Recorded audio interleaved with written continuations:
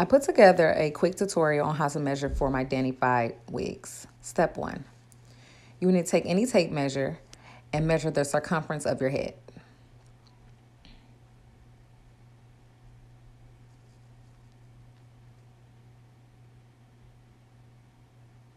Step 2. You need to make sure you place the tape measure a little bit in front of your hairline and you measure down the center all the way to the back of your nape. Step 3.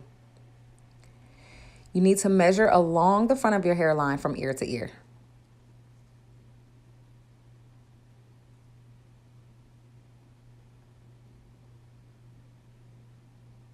Step 4.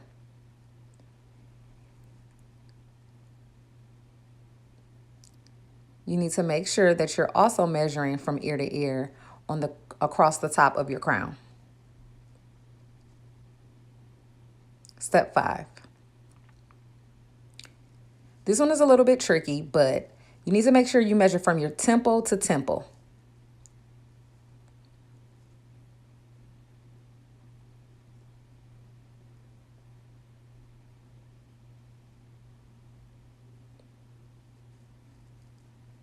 And the last step,